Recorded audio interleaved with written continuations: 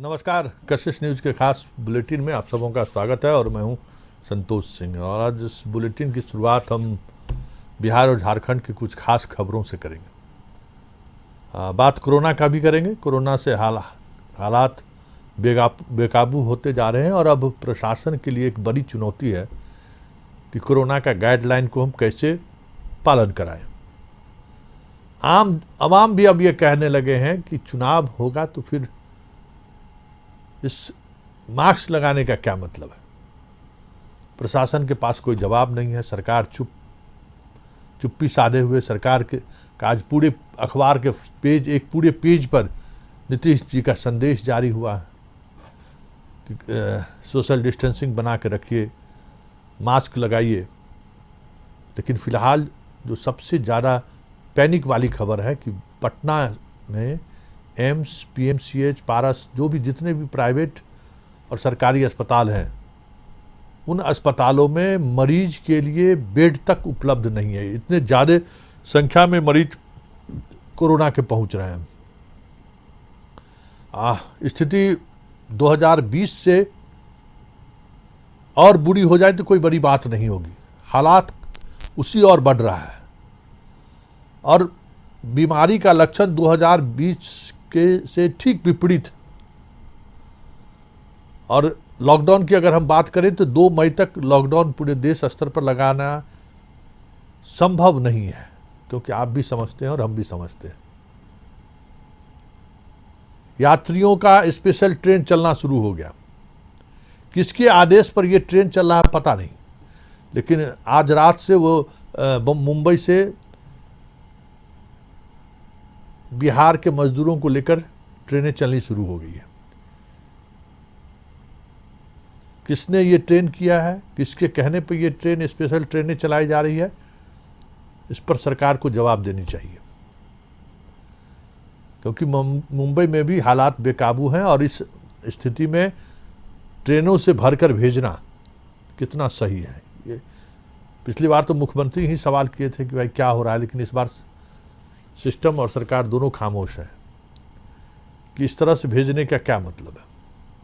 ट्रेनें बंद हैं लेकिन स्पेशल ट्रेनें चलाई जा रही हैं। कई तरह के ऐसे सवाल हैं और कोरोना को लेकर जो तैयारी है, पिछली बार तो कम से कम जनता अनुशासित थे तो उस आपकी तैयारी एक्सपोज नहीं हो पाई, लेकिन इस बार जनता अनुशासित नहीं है, वो मानने को तैयार नहीं है सोशल डिस्टेंसिंग और मास्क को लेकर। ऐसी स्थिति में स्थिति बिगड़ रही है और तैयारी क्या है इस बार साफ दिख जाएगा। चीज़ें खुलकर सामने आ जाएंगी। हालात बद से बदतर होता जा रहा है, संभल जाइए। चलिए अब एक इसी से जुड़ी हुई एक खबर हम आपको बताते हैं कि पंचायत चुनाव को लेकर बैठक होनी थी। सभी डीएम और एसपी इस बैठक में शामिल होने वाले थे, लेकिन अब वीडियो कॉन्फ्रेंसिंग के माध्यम से ये बैठक होगी और इस बैठक में पंचायत चुनाव कैसे निष्पक्ष और शांतिपूर्ण तरीके से कराया जाए, इस पर चर्चा होगी। एक तरफ राज्य कोरोना से लड़ने की तैयारी कर रही है, दूसरी तरफ पंचायत का भी मसला सामने आ गया। ईवीएम का मसला फंसा हुआ है ही। चलिए अब हम सीधे चलते हैं मरगूब के पास।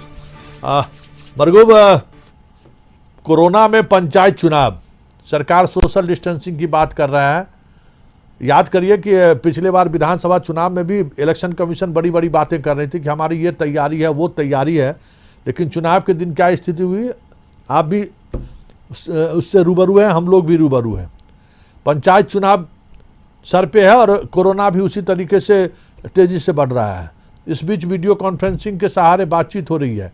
क्या चुनाव समय पर होगा? देखिए संतोष जी, यह तो कहना अभी बहुत मुश्किल है कि चुनाव समय पर होगा, क्योंकि ईवीएम का मामला फंसा हुआ है। माननीय न्यायालय में कल सुनवाई होनी थी, लेकिन किसी कारणवश सुनवाई नहीं हो पाई।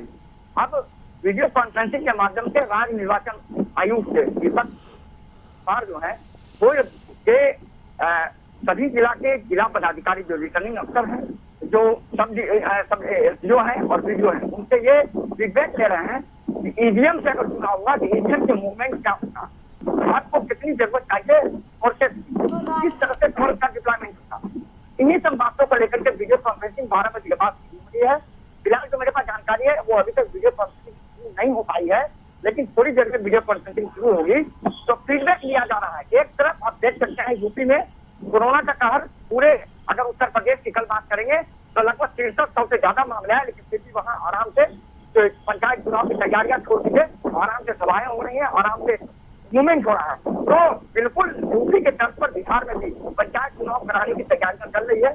और कल जिस तरीके से पत्रकारों से बातचीत में पंचायती मंत्री कह सकते हैं कि सम्राट चौधरी ने उसको डिफाइन किया, यह अपने आप में भी बड़ा ही महत्वपूर्ण गंभीर सवाल था। पंचायत चुनाव फिर से बोले कि विधानसभा चुनाव हुआ, इसी तरह पंचायत चुनाव फिर से।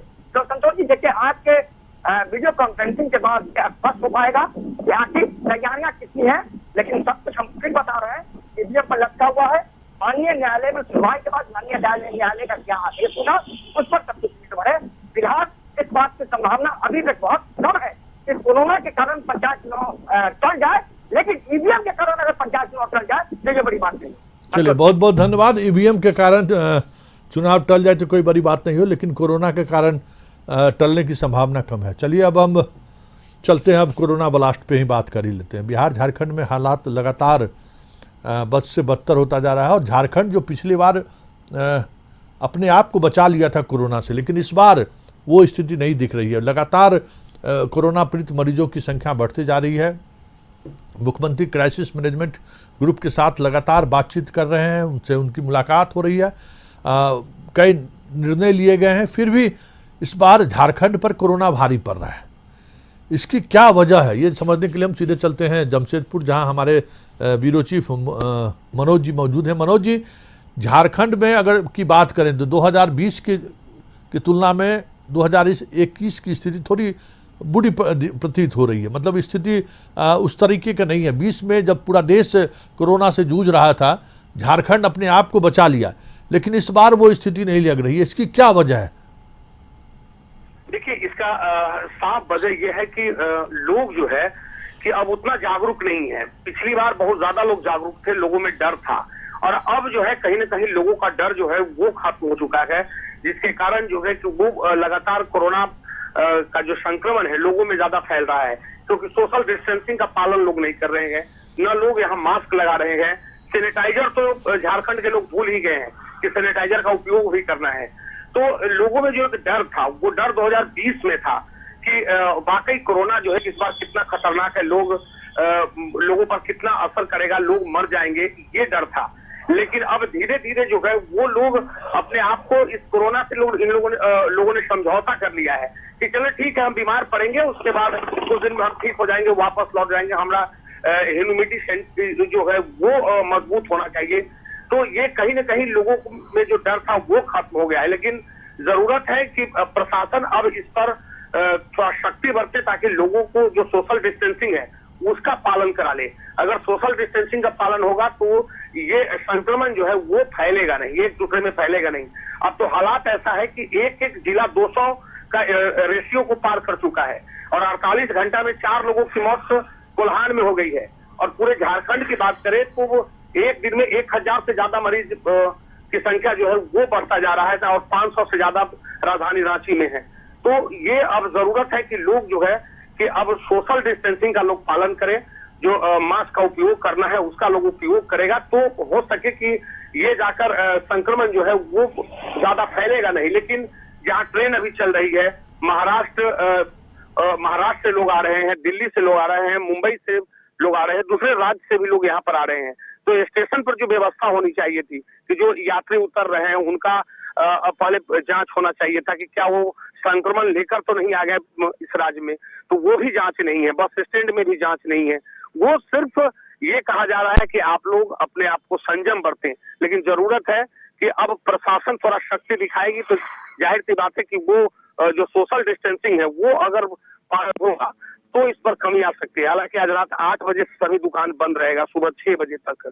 ये सरकार का जो गाइडलाइन है वो आज से शुरू हो रहा है, जिसमें सिर्फ ये जो दवा का दुकान है वो खुली रहेगी, दूध का दुकान और राशन दुकान पिछली बार खुली थी लेकिन इस बार खुला नहीं रहेगा। वो राशन दुकान और दूध दुकान को बंद करने का भी आदेश दे दिया गया है रात 8 बजे के बाद से। जी चलिए, बहुत बहुत धन्यवाद। मतलब रात 8 बजे के बाद कोरोना सड़कों पर घूमने के लिए निकल जाता है, ऐसा कुछ। ये रात के थ्योरी को थोड़ा बड़ा मुश्किल है समझना। दिल्ली में भी रात में कर्फ्यू लगाया गया है कि आप रात में नहीं, घर से बाहर नहीं निकल सकते हैं। आखिर इसके पीछे मेडिकल साइंस का क्या थ्योरी है, ये समझने की जरूरत है कि रात में क्यों कर्फ्यू लगाया जा रहा है। रात में 8 बजे के बाद दवा की दुकान छोड़कर बाकी दुकानों को क्यों बंद किया जा रहा है। तो अमूमन 8 बजे तक तो दुकानें बंद हो जाती हैं, लेकिन रात के कर्फ्यू का क्या मतलब है। पर देश के कई हिस्सों से ये खबरें आ रही हैं कि रात का कर्फ्यू, रात का लॉकडाउन, रात में आप घर से नहीं निकल सकते हैं। इसका रात के अंधेरे का कोरोना के वायरस से क्या रिश्ता है, ये समझने की जरूरत है। और इस पर प्रशासन को भी और डॉक्टर्स को भी पक्ष रखना चाहिए कि रात के कर्फ्यू का क्या मतलब। अगर रात के कर्फ्यू से कोरोना ब्लास्ट को नियंत्रित किया जा सकता है, अगर ऐसा मेडिकल साइंस कह रहा है, तो फिर तो पूरे देश पे लागू करने में आम लोगों को भी परेशानी नहीं होगी कि 8 बजे तक आप घर पहुंच जाइए और सुबह 6 बजे तक आप घर से बाहर मत निकलिए। अगर इससे कोरोना का ब्लास्ट रुकता है तो हमें लगता है कि इसको पब्लिक डोमेन में ये चीज़ें सामने आनी चाहिए थी और इस पर लोगों को अमल करनी चाहिए। लेकिन इसका आधार क्या है, इस पर भी प्रशासन और डॉक्टर्स को खुलकर चर्चा करनी चाहिए थी। चलिए अब एक छोटा सा ब्रेक लेते हैं। ब्रेक के बाद हम आपको कुछ राज्य की ऐसी खबरें दिखाएंगे जो देखकर आप हैरान रह जाएंगे कि इस तरीके से भी अपराधी अपराध को कृत्य अंजाम तक देते हैं। चलिए इस खास बुलेटिन को जारी रखते हैं, लेकिन पहले एक छोटा सा ब्रेक लेते हैं। ब्रेक के बाद एक बार फिर से स्वागत है। हम बात मधुबनी नरसंहार की कर रहे हैं। उस नरसंहार को एक वर्चस्व की लड़ाई की संज्ञा देने की कोशिश हो रही है और सरकार और प्रशासन ये मान भी रही है कि ये वर्चस्व की लड़ाई है। और इस वर्चस्व की लड़ाई को लेकर जो बयानबाजी हो रही है, जदयू के प्रवक्ता संजय सिंह ने तेजस्वी पर हमला बोला है कि ट्यूट मास्टर हैं, बहुत तरह के आरोप लगाए हैं। उनके पिताजी के शासनकाल में 100 से अधिक नरसंहार हुए हैं। उनको ये नैतिक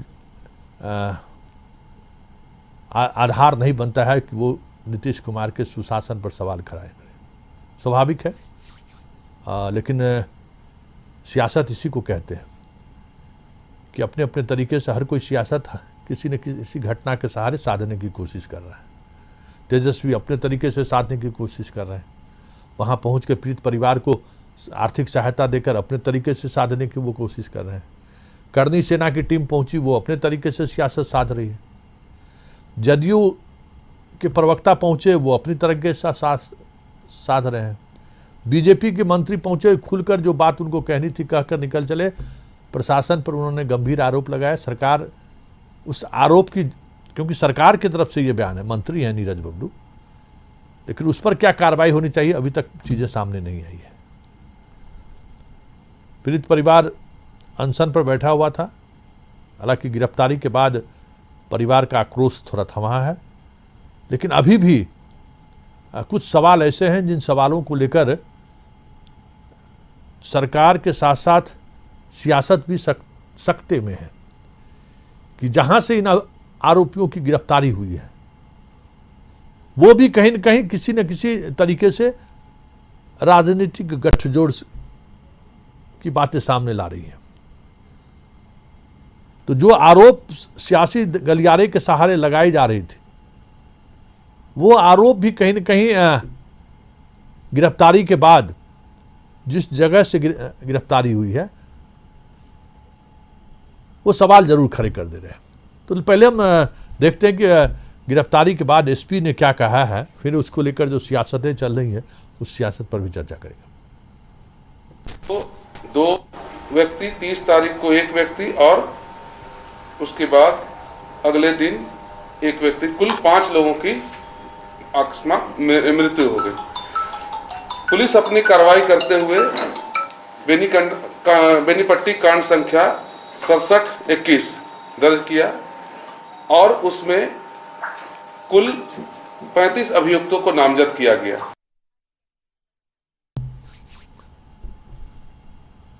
एसपी साहब मृत्यु कह रहे हैं।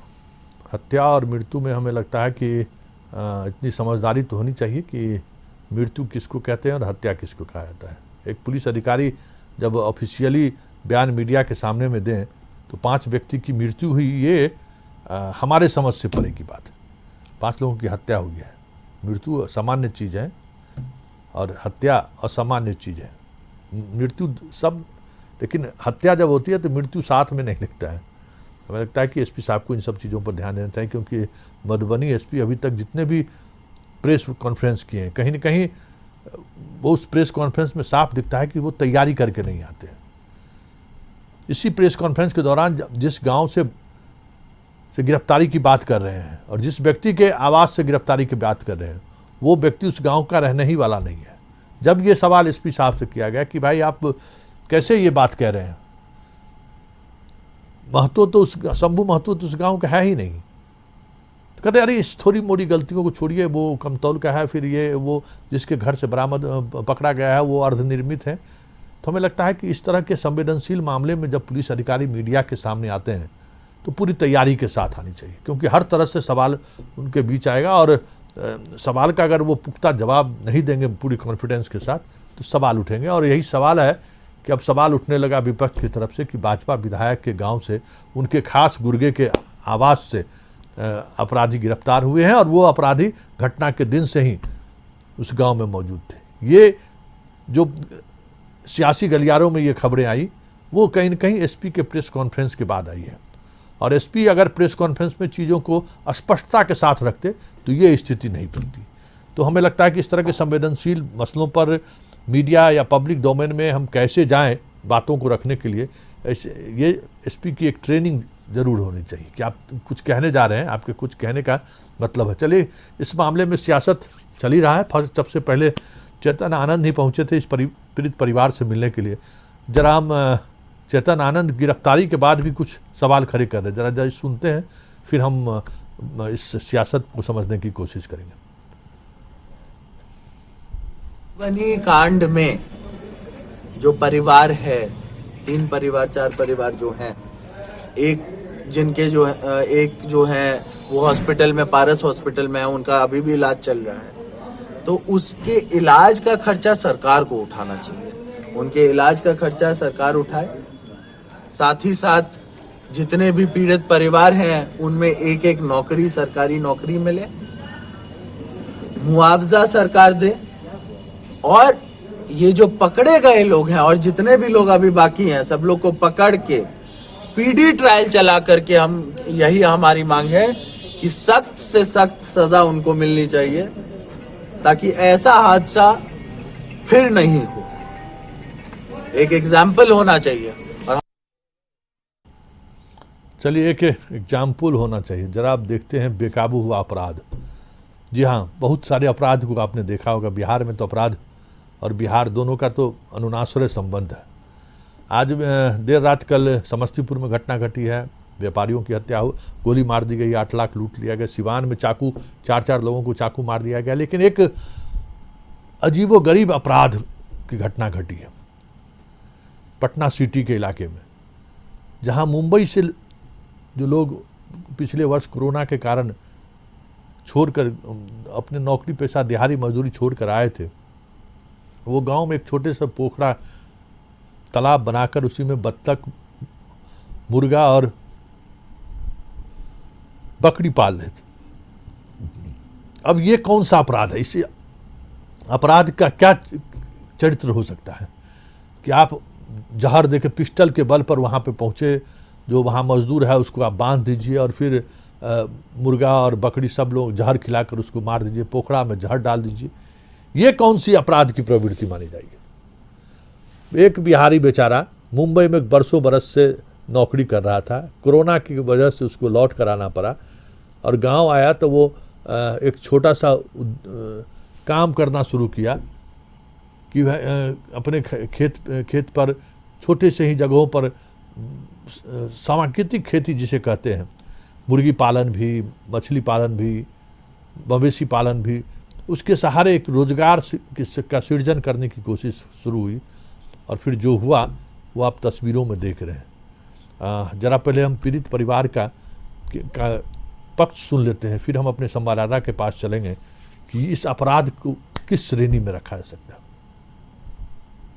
तालाब पे जो रात में सोते थे उनको बंधक बना के पूरे बकरी को जहर दे दिए, मुर्गे को जहर दे दिए, कुछ बत्तख को भी मार दिए। कितना बकरी मुर्गा? 12 बकरी था, मुर्गा 32 और 10-12 बत्तख थे। मुझे सबसे बुरा यही लगा कि ये सब लेके कोई चले जाते तो सच में अगर लेकर चले जाते तो कोई बात थी। परिवार भी कह रहा है ये जहर दे के मार देना, वो भी बेजुबान जानवर, पक्षी और मछली को, ये क्या कहा जाए? इस मानसिकता को आप क्या कहेंगे? चलिए हम अपने संवाददाता परमानंद से जरा पूछते हैं। परमानंद, ये अपराधियों की इस मानसिकता को लेकर गांव में क्या चर्चा है? व्यक्तिगत दुश्मनी की वजह से इस तरह की घटना को अंजाम दिया गया है या फिर कोई और मामला है? जी संतोषी ने सबसे पहले तो बताया कि ये जो किसान है राजेश जी, मात्र 1 साल से यहाँ खेती कर रहे हैं। तो पहले 35 साल से मुंबई में ही रह रहे थे। उनकी खेती अपनी थी। यहाँ के लोग जो गोटिया परिवार के लोग थे वो करते थे, जो खेती होती थी भट्टा पर वो उन्हें वहाँ पहुँचता था। लेकिन लॉकडाउन में आया और उन्होंने सोचा कि हम खुद को खेती करें और खुद कुछ अलग करने के लिए सोचे थे। 1 साल में कुछ इन्होंने अलग किया भी, और कुछ मिसाल के तौर पर ही कुछ ऐसा काम इन्होंने किया जो आसपास के लोग, कुछ लोग इनसे सीख रहे थे। तो कुछ लोग की जो गांव की जो प्रवृत्ति होती है जलन वाली या जो हो आपकी मनमुटाव, शायद आज जो घटना देखने को मिला है इस तरह की हैवानियत वाला, वो शायद इसी का को कहा जा सकता है कि शायद आसपास के लोग, हालांकि राजेश जी का कहना है कि हम किसी पर उन्होंने इस पर आरोप नहीं किया है, लगाया है कि तो कौन कर सकता है, लेकिन उन्होंने यही कहा कि मुझे हिम्मत तोड़ने के लिए ये सब किया गया और मैं हिम्मत हारूंगा नहीं। अब पहले सोचा था कि अब बिहार में नहीं रहूंगा, क्योंकि कुछ उनके सरकारी उदासीन के कारण भी इन्हें परेशानी झेलना पड़ा था। उस वक्त इन्होंने फिर से मुंबई जाने के लिए सोचा था, लेकिन अब इन्होंने कहना है कि अब हम हर हाल में यहाँ रहेंगे। यहाँ बिहार के लोग काम से ज्यादा दूसरों को टांग अड़ाने में विश्वास रखते हैं, और ये इनका मानना है कि अब ये हम इसको भी झूठ साबित करेंगे। और फिर से इन्होंने तो कहा कि अब जो मुझे लॉस है और जो मुझे मानसिक प्रताड़ना देने की जो कोशिश की गई है उसे फिर आगे बढ़ाने का काम करेंगे, ऐसा किसान का कहना है। लेकिन जो जिस तरह की जो घटना जो काम आप बाहर, जो बिहार से बाहर रहने वाले बिहारी हैं, वो बिहार क्यों नहीं लौटना चाहते हैं? इसी तरीके की दुष्टता की वजह से कि कोई भी आदमी अच्छा कपड़ा पहन ले या अच्छा भोजन कर रहा है, ये आसपास के लोगों को बर्दाश्त नहीं होता है। एक बड़ी मानसिकता, बड़ी अजीब तरीके की मानसिकता से हम बिहारी जीते हैं, और ये कोई नई बात नहीं है। हर गांव में इस तरह की समस्याएं देखने को मिलती है कि कोई लोग नया काम करना शुरू किए या फिर अपने तरीके से रोजगार का सृजन करना शुरू कर रहे हैं, तो उनके खिलाफ उनको कैसे परेशान किया जाए, उनको कैसे फर्जी मुकदमों में फंसाया जाए, उनको उनके रोजगार को कैसे हम प्रभावित करें। ये एक मानसिकता, पता नहीं बिहार के अंदर ये मानसिकता क्यों है। यही फिर बिहारी सारे अदर स्टेट में जहाँ एक साथ बैठकर काम करते हैं, वो जब तक काम करते हैं तब तक भाई बने रहते हैं। जैसी बिहार के आने वाली ट्रेन पे वो चढ़ते हैं, उनकी मानसिकता बदल जाती है। ये बड़ा मुश्किल है, और यही वजह है कि बिहार से जो लोग बाहर जा रहे हैं, अब बिहार लौटने का की इच्छा उनके परिवार के बीच नहीं है। पुराने जनरेशन, अब नया जनरेशन तो लौट ही नहीं रहा है। ये स्थिति बनती जा रही है, और इसकी एक बड़ी वजह यह भी है कि हमारे समाज में इतना कटुता है आपस में, जिस कटुता की वजह से लोग गांव आते हैं अपने लोगों से मिलने, स्नेह प्यार एक दूसरे में बांटने में, इस विवाद में और इस तरीके से हत्या के लिए थोड़ी आते हैं। ये अपराध, इस अपराध को आप क्या कहेंगे? मुख जिसके पास कोई आवाज़ नहीं है, उस पक्षी को आप जहर खिला के मार दे रहे हैं, बकरी को आप जहर खिला के मार दे रहे हैं, मछली को जहर खिला के मार दे रहे हैं। ये क्या मानसिकता है? चलिए इस खास बुलेटिन को अब हम यहीं समाप्त करते हैं, फिर हमारी कल इसी समय आपकी मुलाकात होगी। फिलहाल मुझे इजाज़त दीजिए, नमस्कार।